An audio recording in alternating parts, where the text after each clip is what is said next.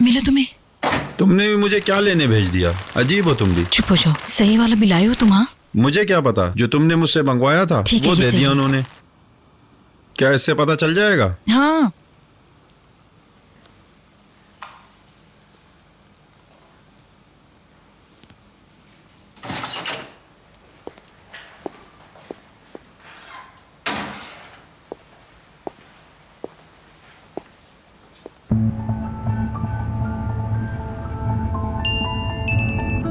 Hello.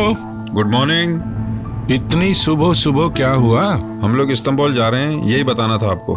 मैंने क्या कहा था तुमसे? इतनी जल्दी क्या है आखिर? वो औरत रुकने को तैयार नहीं है, बार बार इसरार कर रही है। तुम जानते हो तुमको क्या करना है, उसको अपने साथ साथ रखो। मैं थक चुका हूँ इससे। आखिर ये सब कुछ कब खत्म होगा? थोड़ा और बर्दाश्त करो। मुझे नहीं पता है सब कुछ क्यों कर रहा हूँ मैं। जैसा कहा है वैसा करो। ऊपर से वो कह रही है कि वो माँ बनने वाली है। हैं? वो मेरा बच्चा नहीं है, इसके शोहर का है, लेकिन मैं इससे तंग आ चुका हूँ। अभी आप ही कुछ मुझे बताएं, आखिर मैं कब तक करूंगा सब कुछ? शोर मचाना बंद करो। अगर तुम अपनी बात से पलटे तो मैं भी पलट जाऊंगा। बता रहा हूँ तुम्हें, जो करना है करो। सुना तुमने? हाँ, सुन लिया। कुछ और पूछना है? नहीं, बस ठीक है। हमें इस्तांबुल तो बहरहाल जाना ही होगा। ठीक है, बाद में फोन करना। अल्लाह गलत बस करो, मुझे कुछ नहीं सुनना।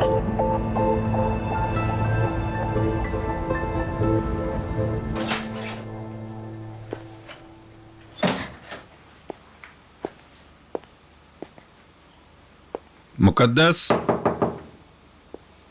तुम्हारा काम हो गया।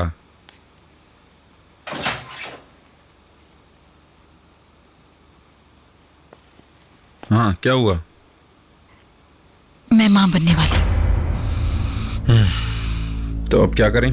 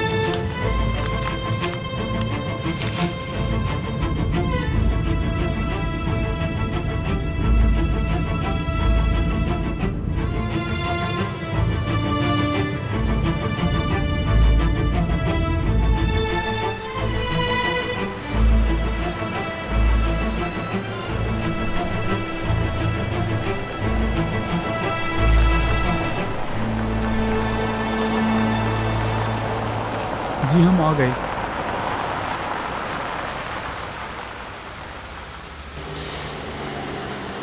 यहाँ क्यों आई ये?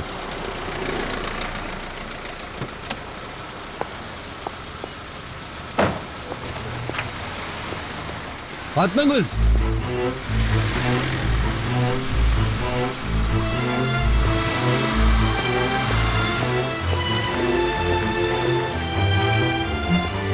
तुम यहाँ पे क्या कर रही हो?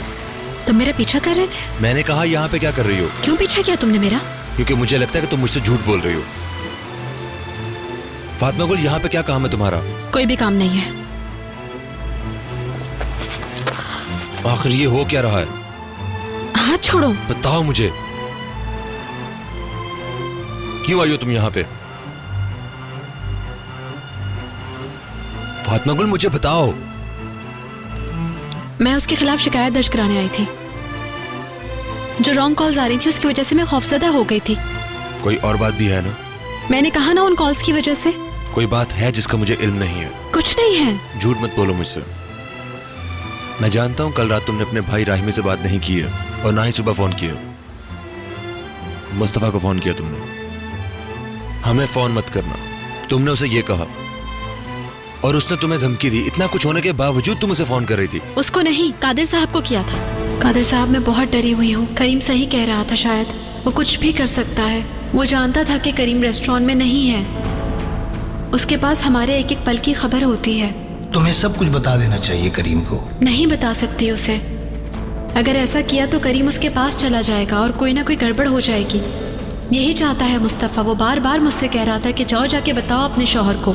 वो करीम के साथ कुछ बुरा करना चाहता है और जब तक वो ऐसा नहीं करेगा मुझे परेशान ही करता रहेगा। देखो, वो पर्ची बहुत अहम है। तुम्हें इस्तगासा के दफ्तर जाना चाहिए, वहाँ जाकर अपनी शिकायत दर्ज करवाओ। अगर तुमने ऐसा कर लिया तो वो तुम्हारे फ़ोन को ऑब्जर्वेशन पे लगा देंगे। ठीक है, मैं बस 1 घंटे में चली जाऊंगी। ठीक है, तुम आज ही जाकर अपनी शिकायत दर्ज करवा दो, मैं वापस आकर देखता हूँ। आपस से कुछ मत कहिएगा इस बारे में, वरना वो परेशान हो जाएंगी और करीम को भी बता देंगी। फिक्र ना करो, मैं नहीं बताऊंगा। कादिर भाई को इसलिए फ़ोन किया ताकि वो हमें कोई मशवरा दे सकें। उन्होंने कहा कि दरखास्त दायर करो ताकि उसको पकड़ा जा सके। तो तुमने मुझे क्यों नहीं बताया? क्यों छुपाया मुझसे सब कुछ? क्योंकि तुम हर चीज पे हंगामा खड़ा कर देते हो, इसीलिए मैं खामोशी से यहाँ पे आई। या खुदाया। ठीक है, फिर अंदर चलो, हम रिपोर्ट दर्ज करवाते हैं। तुम भी आओगे? क्यों? मैं क्यों नहीं आ सकता? कुछ नहीं। ठीक है, चलो फिर। मुझे यकीन नहीं आ रहा कि तुमने मेरा पीछा किया है।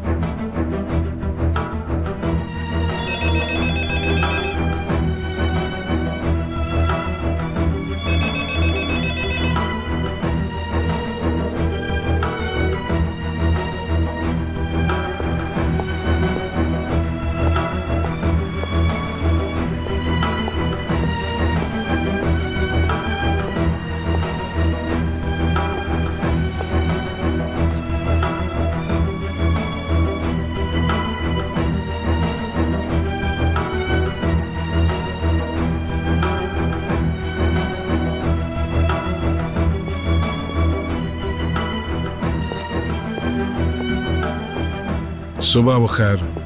क्या हो रहा है? ये तो मुझे तुमसे पूछना चाहिए था। सब लोग ही परेशान हैं यहाँ पर। इनको डर है कि इनकी नौकरियां चली जाएंगी। सब लोग परेशान है यहाँ। उनको डर है उनकी नौकरियां चली जाएंगी। वो तलाफी के पैसे मांग रहे हैं अब।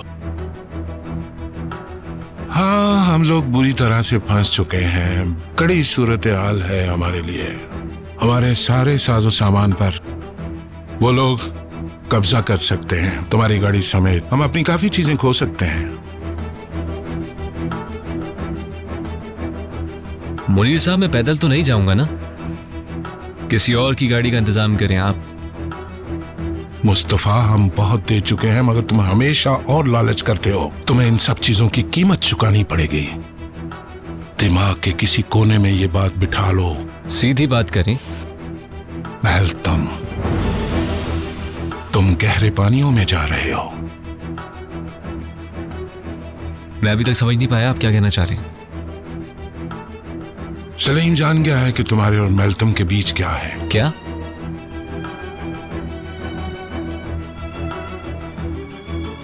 नहीं हंसो, नहीं। तुम पागल हो चुके हो। मैंने सलीम को समझाने की कोशिश की है, ये सरासर गलत है। अगर रिशाद यशरान जान गए इस बारे में, फिर तो खुदा जाने क्या होगा। अच्छा, तो ये कोई चाल है मुझे घेरने के लिए? तुम फिर से नाकाम हो गए। ये केस खत्म होने तक तुम कर्जदार हो मेरे। इसी वजह से मैं तुम्हें बचाने की कोशिश कर रहा हूँ, बेवकूफ। अगर इस बारे में रिशाद यशरान को पता चल गया तो वो पागल हो जाएंगे। हाँ, पागल हो जाएंगे। आपका बहुत शुक्रिया। अब ज्यादा मोहतात रहूंगा। आज तमाम सामान की फरिश्तें जाएंगी और दोपहर में मीटिंग में दिखाई जाएंगी। तुम यहाँ रहना।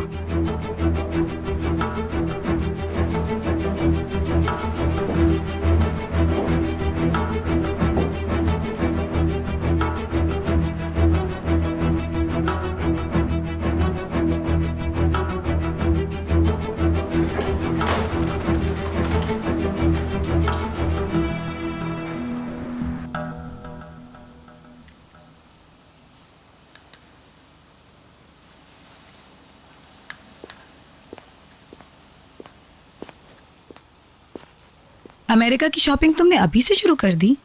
मैं जैसे ही कदम बाहर निकालती हूँ अखबार वाले घेर लेते हैं, तो मैंने यही शॉपिंग कर ली।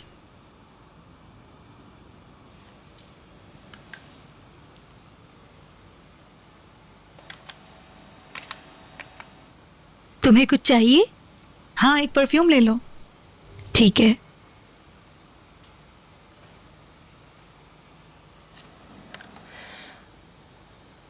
ये वाला। अमेरिका जाना तुम्हारे लिए अच्छा होगा। हाँ, सही कहा। अपने वालिदैन के साथ एक लंबी छुट्टी। तकदीर भी क्या मजाक कर रही है। सलीम के बाहर आने तक तुम तो यहाँ नहीं होगी ना? सब इतने पूरी यकीन है कि वो छूट जाएगा जेल से। ये सुनकर और गुस्सा आता है मुझे। मगर होगा तो यही। इसके लिए मेरी नफरत बढ़ती जा रही है, तुम जानती हो ना। मैं चाहती हूँ कि इसको ठीक ठाक सजा हो, कई साल तक सड़ता पड़ा रहे वहां पर।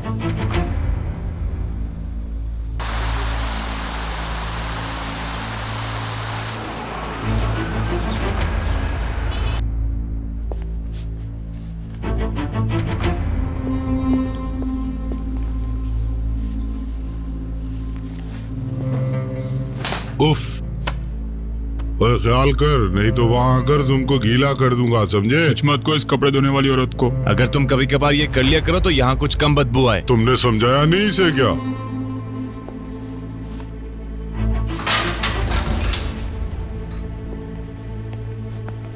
चलो अंदर। ओ, आ जाओ हीरो। बुराल,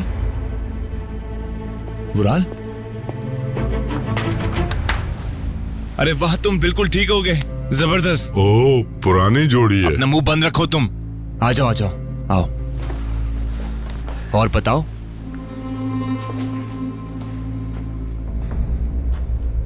सलीम, ऐसा क्या देख रहे हो तुम इधर बैठ जाओ।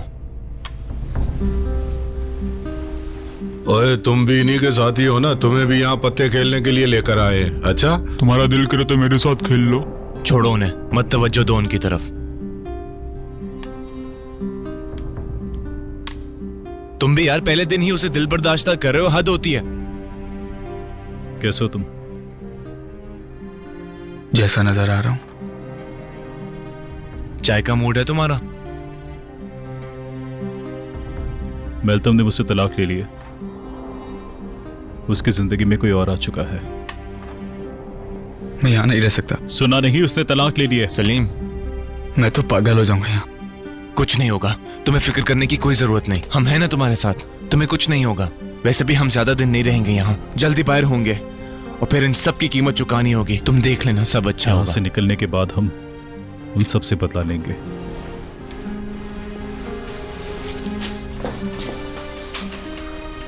बुराल, देखो ये तुम्हारा बिस्तर है, ठीक है ना? ठीक है।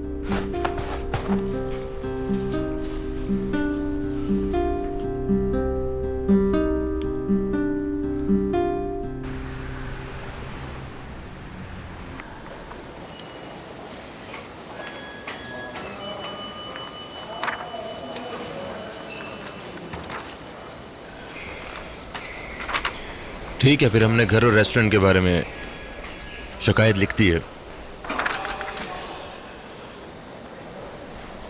साइन कर दो इस पर तुम भी।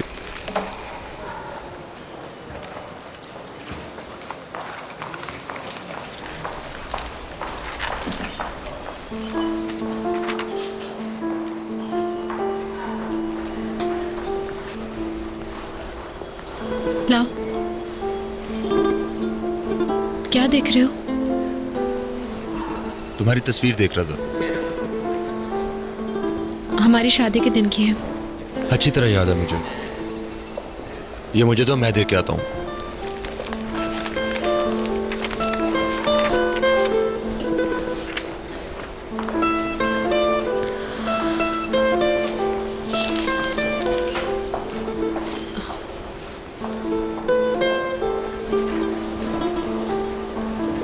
हमारा काम खत्म हो गया। बस यही था? चलो फिर चलते हैं।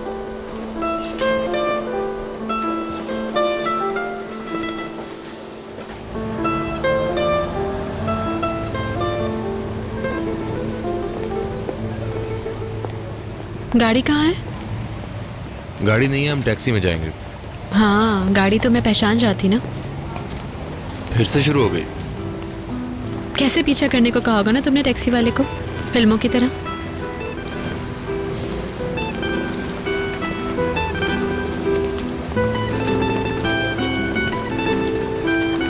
इस तरह।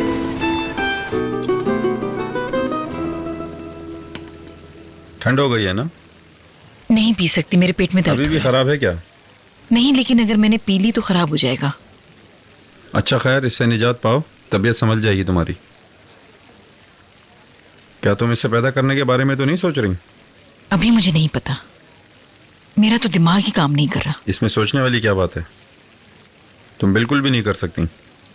हाँ, अगर शौहर के पास वापस जाना है तो अलग बात है। बेवकूफ मत बनो, मैं नहीं जा रही हूँ उसके पास। अगर तुम मेरे साथ रहना चाहती हो तो तुम्हें इससे छुटकारा हासिल करना होगा। वैसे ही बहुत झंझट है, अब तुम इस बच्चे की जिम्मेदारी भी उठाओगी, ठीक है? अगर तुम वाकई इस्तांबुल जाना चाहती हो तो तुम्हें यह मसला हल करना होगा। मुराद के वक्त भी ऐसा ही हुआ था मेरे साथ, फिर वही करवा रहे हो तुम मेरे से। अरे अक्ल का इस्तेमाल करो। तुम बच्चे को कैसे संभाल सकती हो? किस तरह की इंसान हो तुम? तुम्हारे पास दिल है या नहीं? तुम्हें क्या पता मैं क्या महसूस कर रही तुम हूँ? ये कैसे करोगी सब कुछ? मुझे समझाओ। मेरे बाबा मुझसे बात नहीं कर रहे हैं, मेरी बीवी कोर्ट चली गई है और तुम्हारे मियाँ को पता चल गया तो मेरे लिए और मुसीबत बन जाएगी। और अगर तुम बच्चा पैदा करना चाहती हो तो तुम अपने शौहर के पास वापस चली जाओ और इसके बाद हमारे दरमियान कुछ नहीं रहेगा। तुम इस तरह सब कुछ नहीं शुरू कर सकती। मुझे समझाना बंद करो।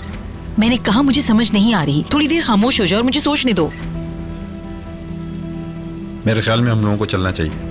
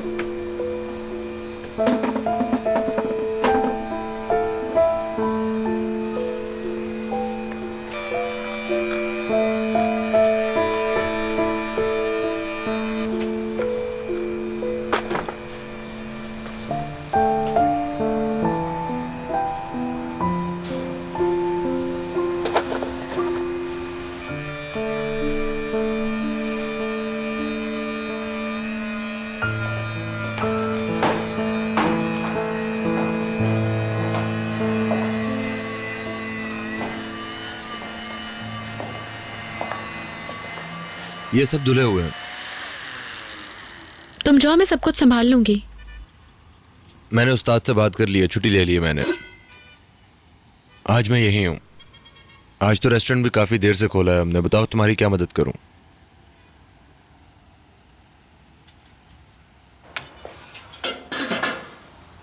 तो मेरे लिए क्या हुक्म है? टेबल्स की चादरें बदल दो फिर।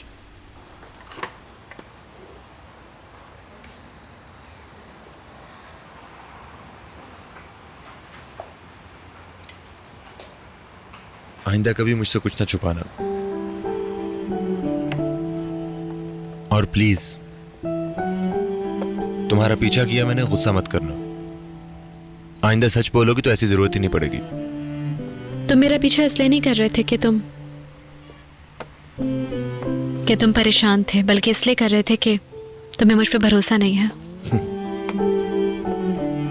क्योंकि मुझे नहीं पता कि तुम क्या सोच रही होती हो। तुम कुछ भी अपने बारे में मुझसे शेयर नहीं करती हो। फातिमा गुल, मुझे समझ ही नहीं आता कि तुम चाहती क्या हो। तुम मुझसे बात तक नहीं करती हो। मेरी आदत ही नहीं है कि मैं ज्यादा बातें करूं, लेकिन तुमसे कर लेती हूँ। तुमने मुझे अपने बारे में अभी तक कुछ भी नहीं बताया फातिमा गुल।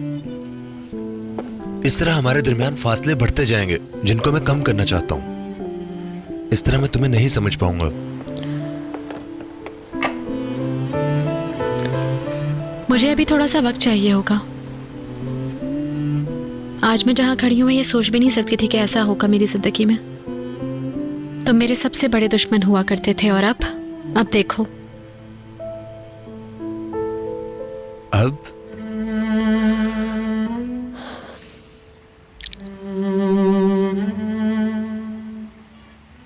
जब मैंने कहा था कि मैं सब कुछ भूलना चाहती हूँ, तो यकीनन मुझे किसी पे भरोसा करना होगा।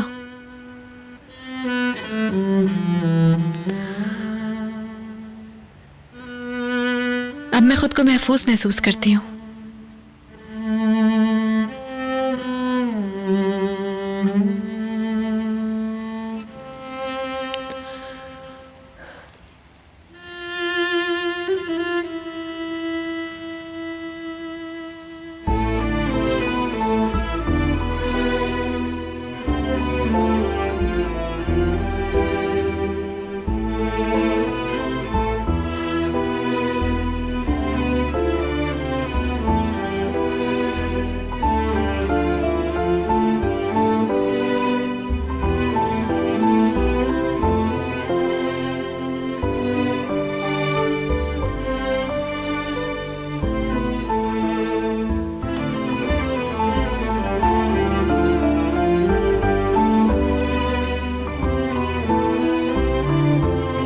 शुक्रिया।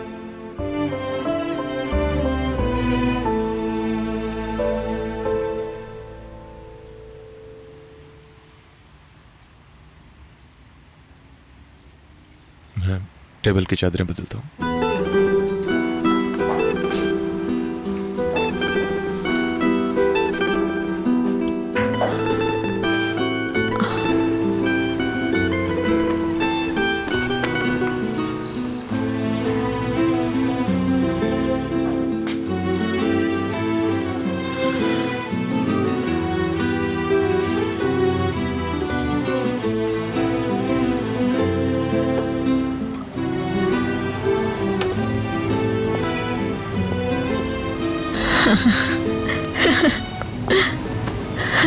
आइए आइए, खुश आमदीद, बैठिए।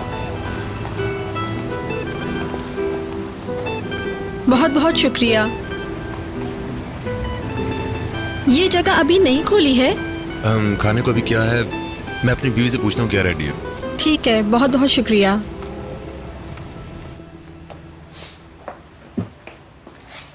फातिमा गुल, कस्टमर्स आए हैं। क्या करें, अभी तुम तैयार भी नहीं है। कोई मसला नहीं है, अभी तैयार हो जाएगा।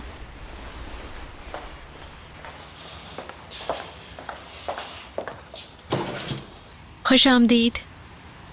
मरहबा।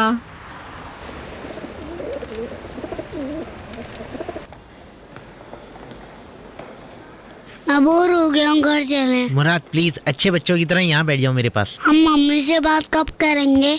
बाद में। बाबा कब? हाँ, वो लोग आ गए हैं, बस चलो अब चलना है। क्या सब कुछ हो गया? हो गया। आपको बहुत खराब लग रहा होगा ना इस वक्त?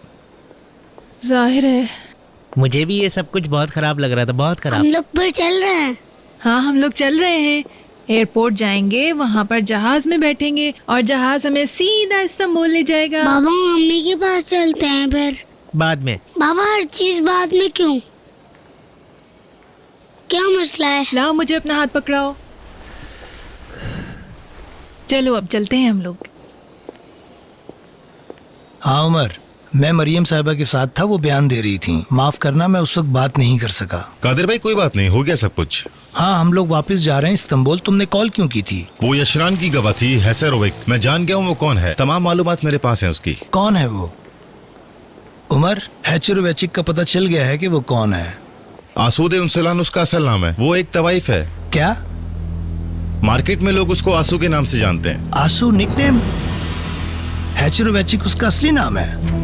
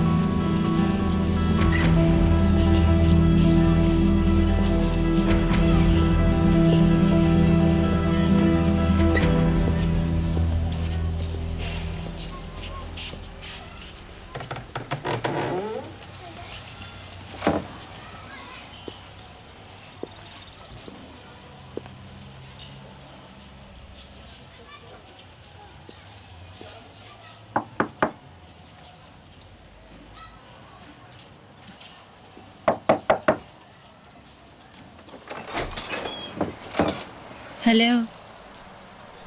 मैं जाग रहा हूँ ना, कहीं मैं ख्वाब तो नहीं देख रहा? क्या अंदर कोई है?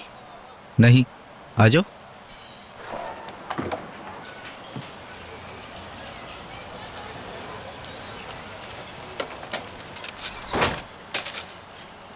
कैसी हो तुम? क्या हुआ, शक्ल भी उतरी हुई है? हनीमून खत्म हो गया है क्या? वाह क्या बात है, आ गई जहां से छोड़ के गई थी। मैंने कहा था ना कि ज्यादा उम्मीदें ना रखो।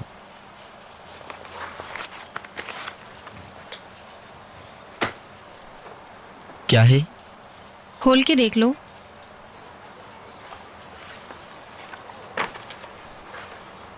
ये सब तुम्हारा है। जब तुम इस्तांबुल आए थे तो तुम्हें नहीं पता था कि तुम्हारे साथ क्या होगा। तुम अब भी अपना रास्ता बदल सकते हो। छोड़ दो ये कारोबार। क्या कह रही हो तुम? ये सही रास्ता नहीं है, ये तुम्हें भी पता है। ये पैसे लो और अपने घर जाओ और वहाँ जाकर कोई कारोबार कर लो। इंसानों की तरह रहो। तुम मजाक कर रही हो ना? आखिर कब तक बिलाल जैसे लोगों के हाथों इस्तेमाल होते रहोगे? हाँ, उनकी गंदी ख्वाहिशात पूरी करने के लिए कब तक ये काम करोगे तुम?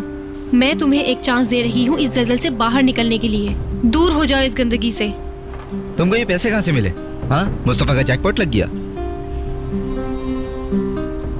अब ये कौन सी नई चाल है? मैंने खुद को बचा लिया है समी, और बहुत जल्द मैं यहाँ से कहीं दूर चली जाऊंगी। तुम भी खुद को बचा सकते हो। छोड़ दो ये रास्ता। तुम संजीदा हो? कहाँ जा रही हो तुम? बस कहीं जा रही हूँ। मुस्तफा के साथ जा रही हो? तुम झूठ बोल रही हो।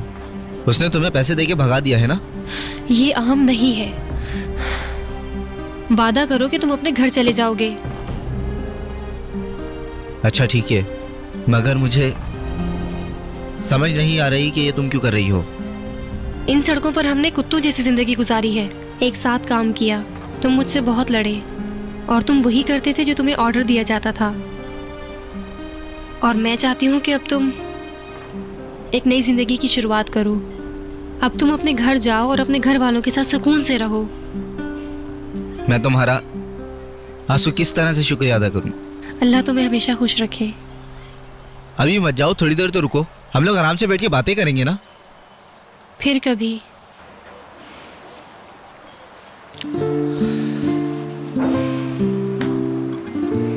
तुमने तो दिल जीत लिया।